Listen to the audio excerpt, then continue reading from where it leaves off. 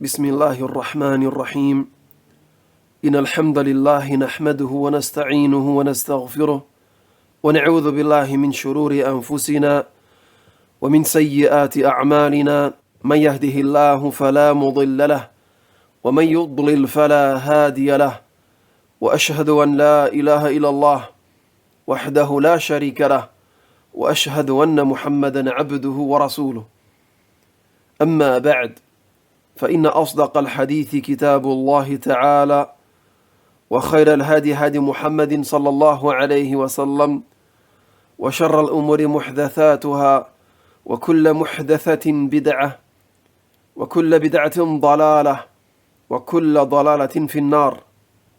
Todos os louvores são para Allah, nós o louvamos, a Ele pedimos ajuda e a Ele pedimos perdão.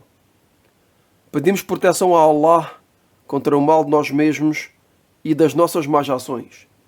Aquele que Allah guia, ninguém o pode desviar. E aquele que Ele desvia, ninguém o poderá guiar. E testemunho que não existe nenhuma divindade com o direito de ser adorada, exceto Allah, o único, sem parceiros. E testemunho que Muhammad é o seu servo e mensageiro. Isto dito, com certeza que a mais verídica das narrações é o livro de Allah. E o melhor caminho é o caminho de Muhammad sallallahu alayhi wa sallam. E as piores coisas são as invenções na religião. E todas as invenções na religião são inovações. E todas as inovações são um desvio. E todos os desvios serão destinados ao inferno. Bem-vindos a todos nesta segunda aula desta nova série de aulas baseadas neste livro do Sheikh Muhammad Nasr ad-Din al-Albani rahimahullah, intitulado Jilbab al-Mar'ati al-Muslima, o jilbab da mulher muçulmana. E o autor, na continuação daquilo que traduzimos na aula anterior, disse o seguinte: é legislado à mulher de se cobrir a cara. É legislado à mulher de se cobrir a cara. E aqui o autor, rahimahullah, vai defender a permissão de cobrir a cara, além de considerar autorizado à mulher de a descobrir. Isto é, Sheikh al-Albani, rahimahullah ta'ala, como vimos na aula anterior, considera que é permitido à mulher de mostrar a sua cara, mas que o melhor para ela é de a cobrir. E aqui o autor vai mencionar que é permitido à mulher, que é legislado à mulher de cobrir a sua cara. E iremos ver a razão que levou o autor a mencionar este ponto, que é a legislação de cobrir a cara. A legislação de cobrir a cara. O facto que é legislado para a mulher de cobrir a cara. Então o autor disse o seguinte: muitos são os sábios atuais, muitos são os sábios contemporâneos que têm a opinião de que a cara da mulher é uma parte íntima que deve ser obrigatoriamente coberta. Muitos são os sábios atuais que têm a opinião de que a cara da mulher é uma parte íntima que deve ser obrigatoriamente coberta. E este ponto foi mencionado na aula anterior também. Logo que mencionamos que na época do autor, do Sheikh al-Albani, rahimahullah, haviam outros sábios E demos o exemplo de Sheikh Ibn Baz, Sheikh Ibn Uthaymin e também de Sheikh Muqbil Al-Wadi'i, rahimahumullah. Todos eles viveram na mesma altura, na mesma época, e tinham mais ou menos a mesma idade. Então, como dissemos na aula anterior, estes três sábios que mencionámos tinham todos a opinião de que a cara da mulher é uma parte íntima que deve ser obrigatoriamente coberta. E como dissemos,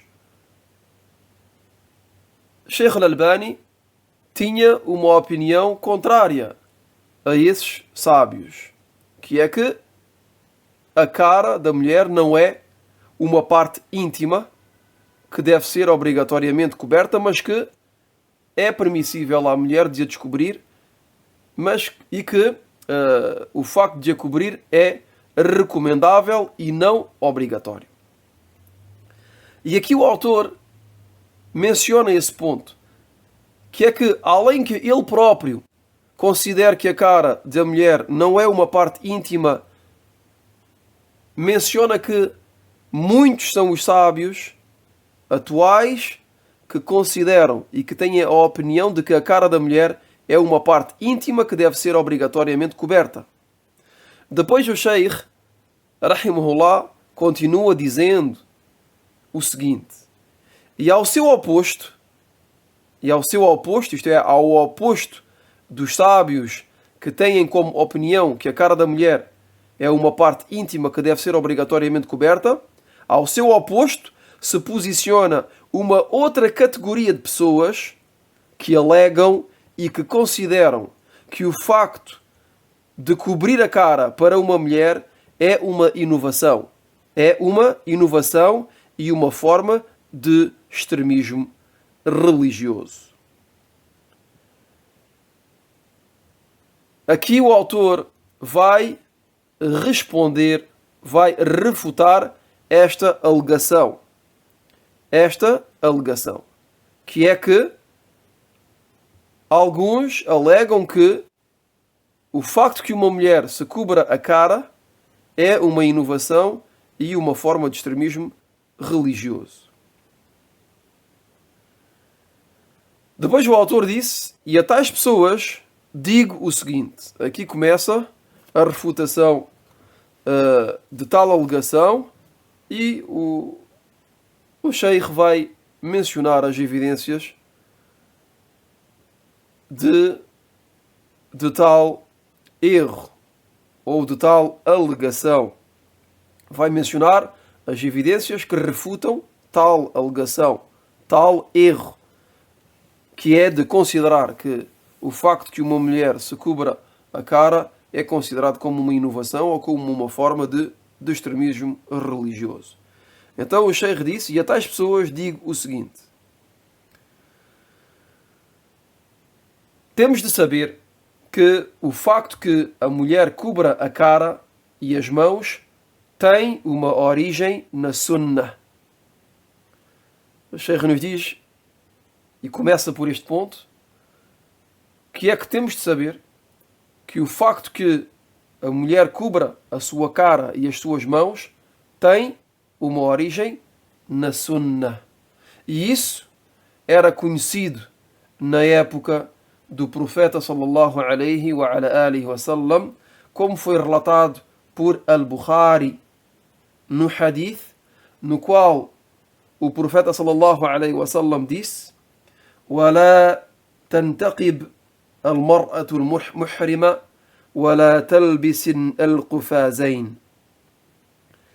O mensageiro de Allah sallallahu alaihi wa sallam disse neste hadith, relatado por Al-Bukhari: e a mulher em estado de sacralização não coloca niqab nem luvas. Não coloca niqab na sua cara, nem veste luvas. E o estado de sacralização é logo que a mulher efetua al-umrah ou que efetua al-hajj, a grande ou a pequena peregrinação. A grande peregrinação que é Al-Hajj e a pequena peregrinação que é Al-Umrah. Depois o autor, Sheikh Al-Albani, rahimahullah, mencionou uma palavra de Sheikh al-Islam ibn Taymiyyah, rahimahullah, acerca deste hadith mencionado anteriormente e relatado por Al-Bukhari, no qual o mensageiro de Allah sallallahu alaihi wasallam disse: a mulher em estado de sacralização não coloca niqab na sua cara e não veste luvas. Então Sheikh al-Islam disse: este hadith, esta narração, faz parte dos elementos. Esta narração faz parte dos elementos que nos provam, que nos testemunham que o niqab e as luvas eram coisas conhecidas das mulheres que não estavam ou que não se encontravam em estado de sacralização. Reparem bem naquilo que disse Sheikh al-Islam ibn Taymiyyah, a compreensão deste hadith, que é que, visto que o profeta sallallahu alaihi wasallam disse que a mulher em estado de sacralização não coloca niqab e que não veste luvas, então compreendemos este hadith e temos neste hadith um elemento, uma evidência, uma prova de que o niqab, que é esta peça de vestuário que a mulher utiliza para cobrir a cara, que é amarrado atrás da cabeça, na nuca, e que cobre a totalidade da cara. E as luvas é conhecido de todos, é aquilo que utilizamos para cobrir as mãos, que estas duas peças de vestuário eram conhecidas das mulheres que não estavam em estado de sacralização. Pois o mensageiro de Allah sallallahu alaihi wasallam, neste hadith, nos informa e proíbe à mulher de colocar o niqab e de colocar luvas durante o seu estado de sacralização. Quer dizer que, fora do estado de sacralização, a mulher cobre a cara e cobre as suas mãos, e isso era algo de conhecido na época do mensageiro de Allah sallallahu alaihi wasallam. Depois Sheikh al-Islam ibn Taymiyyah nos diz que, e isto implica que os seus rostos, as suas caras e as suas mãos estavam geralmente cobertas. O facto que o mensageiro de Allah sallallahu alaihi wasallam disse à mulher em estado de sacralização de não colocar niqab e de não vestir luvas, isso implica que os rostos das mulheres, as caras das mulheres e as suas mãos estavam geralmente cobertas, logo que não se encontravam em estado de sacralização. E convém esclarecer este ponto, que é que para aqueles que já foram fazer Al-Hajj ou que foram fazer Al-Umrah, o estado de sacralização é um estado que é um estado que não é longo. Quer dizer que uma pessoa, logo que entra em estado de sacralização, por exemplo, para efetuar Al-Umrah, não vai ficar nesse estado durante muito tempo. Pode durar 2 horas, como pode durar 3 horas, como pode durar 5 horas, mas no máximo nunca vai ser mais do que 12 horas. Estou bem a falar do caso em que a pessoa vai fazer Al-Umrah. O estado de sacralização para fazer Al-Hajj é mais longo, mas aqui é para vermos que o único momento no qual o mensageiro de Allah sallallahu alaihi wasallam proibiu à mulher de colocar o niqab e de vestir luvas é durante o estado de sacralização. Quer dizer que, fora do momento de sacralização, a mulher veste, utiliza luvas, cobre as mãos com luvas e coloca um niqab no seu rosto. E isto, como disse Sheikh al-Islam ibn Taymiyyah, era algo de conhecido na época do profeta sallallahu alaihi wasallam, que é que as mulheres estavam geralmente cobertas completamente ou cobertas com o jilbab, e além do jilbab colocavam também o niqab, e além do jilbab e do niqab colocavam também luvas nas suas mãos. E como dissemos na aula anterior, em relação aos pés, também os cobriam com meias, com rufém, com calçado. E como mencionámos também anteriormente, na aula anterior, que é que o mensageiro de Allah sallallahu alaihi wasallam disse que o jilbab da mulher, quer dizer que, ou melhor dizendo, a cauda da roupa, a parte de baixo da roupa, que seja o vestido, a parte de baixo, que seja o jilbab, etc., aquilo que é colocado na parte de baixo, é permitível à mulher de deixar roçar pelo chão de um palmo. Quer dizer que a mulher se cobria completamente na época do mensageiro de Allah sallallahu alaihi wasallam. Depois Sheikh al-Albani rahimahullah continua dizendo: e os textos sagrados concordam a afirmar que as esposas do profeta sallallahu alaihi wasallam se cobriam integralmente. E os textos sagrados concordam a afirmar que as esposas do profeta sallallahu alaihi wasallam se cobriam integralmente, incluindo a cara.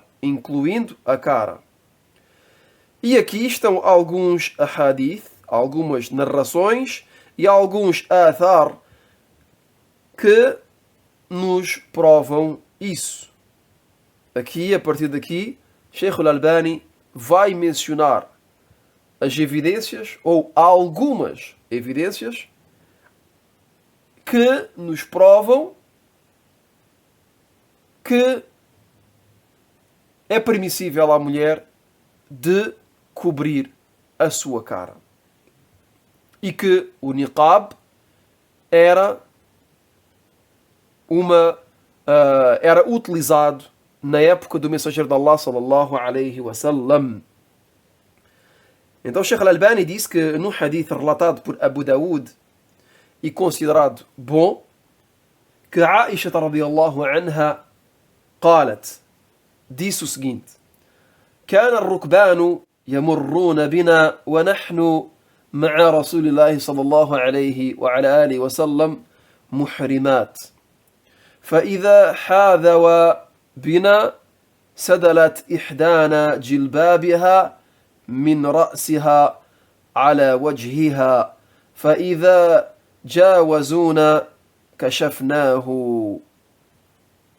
Aisha radiyallahu anha, que é uma das esposas do mensageiro de Allah sallallahu alaihi wasallam, nos informa, dizendo: nós, isto é, nós as mulheres, estávamos em estado de sacralização. Reparem bem, este hadith é acerca das mulheres que se encontram em estado de sacralização. E como vimos no hadith anterior, o mensageiro de Allah sallallahu alaihi wasallam proibiu às mulheres de colocarem um niqab, de vestirem o niqab e de colocarem luvas. Então aqui a Aisha radiyallahu anha nos diz que as mulheres se encontravam a viajar com o mensageiro de Allah sallallahu alaihi wasallam em estado de sacralização, isto é, iam efetuar uma umra ou iam efetuar um hajj. E os homens, os viajantes que estavam conosco, passavam ao nosso lado. Então logo que eles chegavam perto de nós, logo que eles se aproximavam de nós, isto é, das mulheres, do grupo das mulheres, fazíamos descer os nossos jilbab do nível das nossas cabeças até às nossas caras. Depois, logo que os homens nos ultrapassavam, descobríamos novamente as nossas caras. Neste hadith, a Aisha radiyallahu anha nos informa que estavam a viajar com o mensageiro de Allah sallallahu alaihi wasallam e que estavam em estado de sacralização. E, obviamente, tinham as caras descobertas. Porquê? Porque a mulher em estado de sacralização não utiliza o niqab, não veste o niqab. E o niqab, como disse há pouco, é uma peça, é um tecido que é amarrado na nuca, atrás da cabeça, e que cobre a cara, que cobre inteiramente a cara. Então, as mulheres estavam em estado de sacralização, tinham as caras descobertas, não tinham niqab, mas viajavam com outros homens, quer dizer que estavam o grupo de mulheres a viajar e haviam homens que estavam também a viajar todos em grupo. E logo que os homens se aproximavam das mulheres, e aqui temos uma prova que os homens e as mulheres não estavam misturados, mas que as mulheres estavam entre elas e os homens estavam entre eles. Mas que aconteciam que às vezes os homens ultrapassavam as mulheres. Então logo que os homens ultrapassavam as mulheres e que as mulheres viam que os homens se estavam a aproximar delas, o que é que faziam? Faziam descer o jilbab. Porquê? Porque a mulher, logo que está em estado de sacralização, veste o jilbab. Veste o seu jilbab. E o jilbab, como dissemos na aula anterior, é uma peça de roupa que cobre a mulher da cabeça até aos pés. Então, é uma peça de roupa que é larga, que é espessa. Então, as mulheres o que faziam? Pegavam numa parte do seu jilbab e escondiam a cara. Escondiam a cara para que os homens não possam ver as suas caras. Tudo isto em presença do mensageiro de Allah, sallallahu alaihi wasallam. E logo que os homens as ultrapassavam, se afastavam, então o que é que elas faziam? Descobriam a cara novamente. Descobriam as suas caras novamente.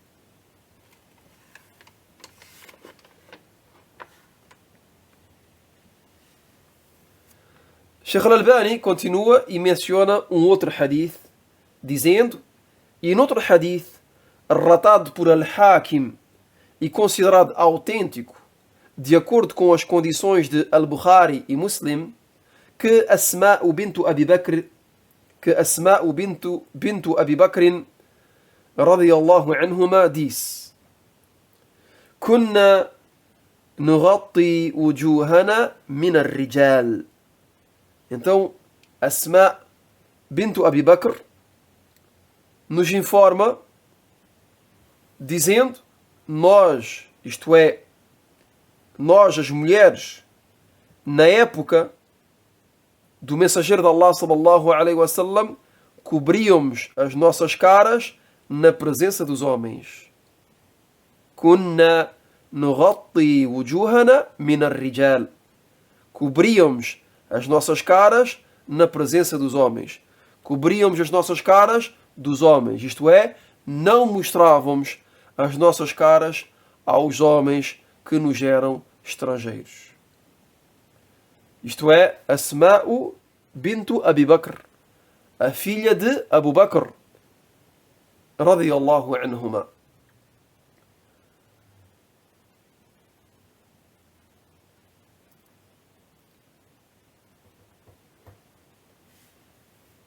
E depois o autor, Sheikh Al-Albani, faz um comentário deste hadith, dizendo: isto em estado de sacralização, tal como foi mencionado no hadith anterior.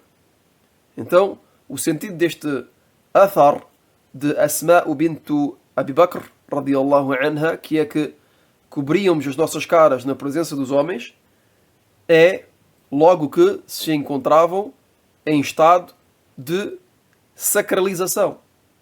Então, se cobriam as suas caras, se as mulheres cobriam as suas caras, porque Asma bint Abi Bakr, radiyallahu anha, ou radiyallahu anhuma, neste athar, nesta narração, nos informa das mulheres. Porquê? Porque fala no plural. Diz: nós cobríamos as nossas caras, isto é, as mulheres cobriam as suas caras na presença dos homens, escondiam as suas caras na presença dos homens.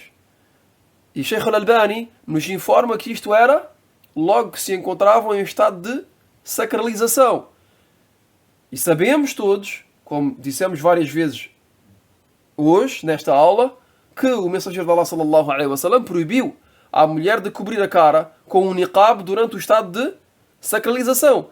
Mas além disso, as mulheres não cobriam a cara com o niqab, não colocavam o niqab, não atacavam o niqab atrás das suas cabeças, mas logo que havia um homem perto delas, elas cobriam as suas caras com o seu jilbab ou com qualquer outro tecido que tinham perto delas.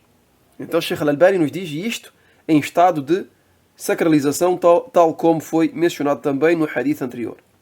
Sheikh Al-Albani continua e menciona mais uma evidência, e será a última evidência que iremos mencionar, mesmo se o Sheikh mencionou outras, mas para não fazer muito longo, será, bi'idhnillahi ta'ala, suficiente para refutar aquilo que foi dito e para convencer aqueles que ainda têm dúvidas. E num outro athar, relatado por Abdul Razzaq, com uma cadeia de transmissão de confiança, que Safiyatu bintu Shaybah disse: رأيت عائشة طافت بالبيت وهي متنقبة. Vi a Aisha radiyallahu anha, vi a Aisha, a esposa do mensageiro de Allah sallallahu alaihi wasallam, girar em volta da Kaaba com a cara coberta com o niqab. Com a cara coberta com o niqab.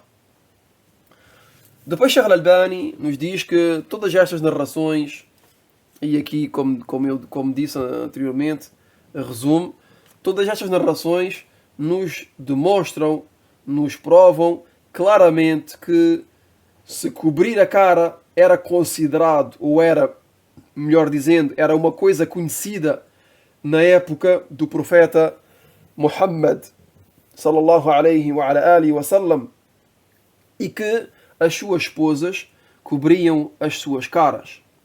E as mulheres piedosas e virtuosas as tomaram como exemplo até hoje. Então, ficamos por aqui na tradução ou no resumo daquilo que foi dito pelo Sheikh, e como dissemos na aula anterior, esta nova série de aulas são baseadas no resumo do livro do Sheikh. Quer dizer que aquilo que estamos a fazer aqui é um resumo do resumo. Então o que tem de ser compreendido desta aula hoje é que o niqab, o facto de que a mulher se cubra a cara, é uma coisa que é legislada. É uma coisa permissível, de acordo com a opinião do autor. De acordo com a opinião de outros sábios, é uma coisa que é obrigatória. Reparem bem neste ponto. Este ponto repeti várias vezes, a fim que seja compreendido de todos. Que é que o autor, Sheikh Al-Albani, tinha uma opinião contrária à maior parte dos outros sábios da sua época. E isso foi mencionado. E além de ter uma opinião contrária e de haver uma divergência entre eles neste ponto, Sheikh al-Albani mencionou aqui e defendeu o facto que é permissível e que, aliás, é recomendável à mulher de cobrir a cara. E como dissemos na aula anterior, Sheikh al-Albani, rahimahullah, o autor, além de considerar que não é obrigatório à mulher de cobrir a cara e que é permissível à mulher de descobrir a sua cara, a sua esposa e as suas filhas cobriam as suas caras.